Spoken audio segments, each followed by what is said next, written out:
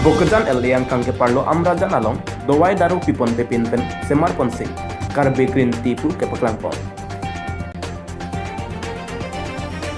Sangti hidi along Balipothar Inter-Club Football Tournament Surihini ra ingkoyan yang kana farman KB pon along kepadu si quarter final kepatipon. Kardo ini beta than pamili thare rup sing topi.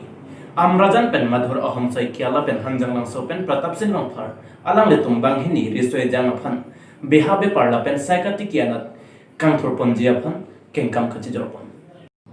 Bokejan elian kangke parlo amrajan ariso madhur aham sai kiala pen hanjang lang so pen pratap sing long phar alang le tumbang hini risoe jang aphan behabe parla pen saikati kianat kepachi hung pen amethang methang akeng kapachar dap thekjia phan saikati ki lapen salajong karbe green tea puisa factory in pusi paklang pondo.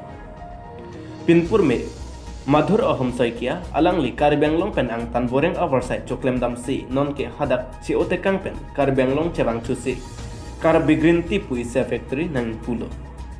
Karbe green tea lake dowai daru pipe pin pen kasemar amirsa lapen bangso amirsa dilhi pendanglong kaprek adim penta nang ke anaphan bang bom pusi pachinipon. Sonsi bang solong risoe jangatum sai kachong dadon awar sai longdo.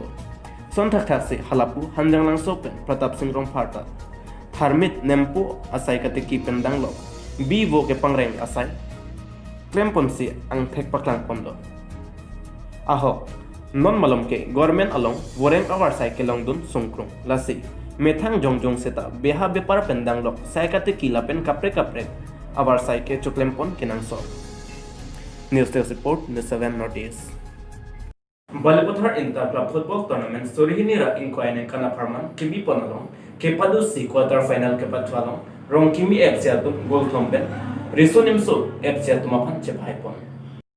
Kedamtang ni phai hini arni Balipothar Inter-Club Football Tournament Surihini ra ingkoyan yang kana farman kimi ponalong kepadu si quarter final kepatulake rong kimi FC lapen risonimso FC atum bangsi pathu pondo. Rong kimi FC atum gol thompen resonimso FC atum aphan chepahai pon si semifinal ang deng an chepaledun. Kepathu judet pen nong ekipi ang deng nang lesi rak sai klembang birenti so aphan karbi poho pen archo pon si alang liri deng pen si puthot man of the match anong e pipajer pon. Bang so along man of the match anong e rong kimi FC pen jersey number 7 Francis Teron alang lisi chepalong pon.